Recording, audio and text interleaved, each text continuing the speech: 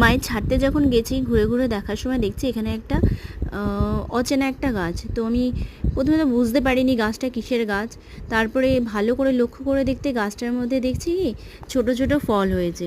এবার ফলগুলো তো দেখে প্রথমে আমি বুঝতেই পারিনি কিসের ফল, আমি ভাবলাম হয়তো কোনো মানে ফলের আনাজের গাছ ভেবেছিলাম প্রথমে, ফল তো ভাবিনি প্রথমে। তারপরে আমি ভালো করে এগুলোকে তুলে দেখছি যে দেখো তোমরা দেখে কি বুঝতে পারছো এগুলো কি। আমার দেখে কিছু কিছু চেনা চেনা লাগছিল, কিন্তু তাও আমি বুঝে উঠতে পারছিলাম না। তারপরে যখন আমি নিচে গেলাম, নিচে গিয়ে আমি মাকে জিজ্ঞাসা করলাম যে মা এই ফলগুলো কিসের, মানে গাছটা কিসের গাছ হয়েছে, তার মধ্যে আবার অতগুলো বড় বড় ফল হয়েছে। মা বলছে আমি গরমকালে যখন তরমুজ খেয়েছিলাম, তরমুজের খোসাগুলোকে মাটির উপরে ভালো করে বিছিয়ে দিয়েছিলাম টবেতে।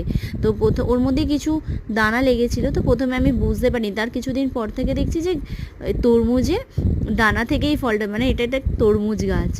আশ্চর্য হয়ে গেলাম যে এত অল্প একটুখানি জায়গায় এত ফল ধরেছে। আমি তো প্রথমে দেখে আশ্চর্যই হয়ে গেলাম। তারপরে আমার এত ভাল লাগলো যে আমি তারপরে ভিডিও মানে আনলাম না তোমাদের সাথে একটু শেয়ার করি। তো এত ছোট গাছে এত ফল হচ্ছে। আসলে মায়ের মাটিগুলোতে একটু সার দেওয়া আছে, তারপরে মা ঘরোয়া সারও অনেক রকম দেয়। তো এত সুন্দর গাছগুলো, সত্যি দেখো দেখে যেন মনটা ভরে যাচ্ছে। আচ্ছা বড় হলেও আমি দেখাবো তোমাদেরকে।